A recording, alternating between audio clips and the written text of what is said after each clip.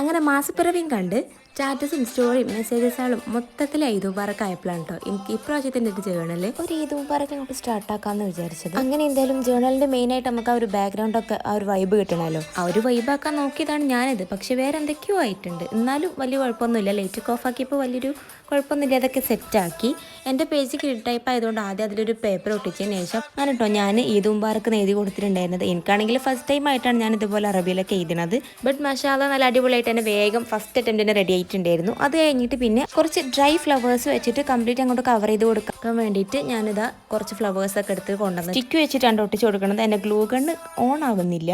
അങ്ങനെ പിന്നെ എന്തായാലും ഫ്ലവേഴ്സൊക്കെ എടുത്തിട്ട് ഇതിൻ്റെ 4 സൈഡ്സും കവർ ചെയ്ത് കൊടുത്തു. ബാക്ക്ഗ്രൗണ്ടിൽ ഞാനൊരു ഗോൾഡൻ ടച്ച് വരുത്തണം എന്നൊക്കെ വിചാരിച്ചിട്ടുണ്ടായിരുന്നു. പക്ഷെ പിന്നെ വിചാരിച്ചു വേണ്ട, ജസ്റ്റ് ഇതേപോലെ ഇങ്ങനെ വെച്ചിട്ട് കുറച്ച് ബീഡ്സ് അവിടെ ഇവിടെയൊക്കെ ആയിട്ട് ഒട്ടിച്ച് കൊടുക്കാമെന്ന്. അങ്ങനെ എന്തായാലും അതും കൂടെ സെറ്റ് ചെയ്തിട്ടുണ്ട്. അപ്പം ഇനി എങ്ങനെയുണ്ടെന്ന് നിങ്ങൾ പറയാം.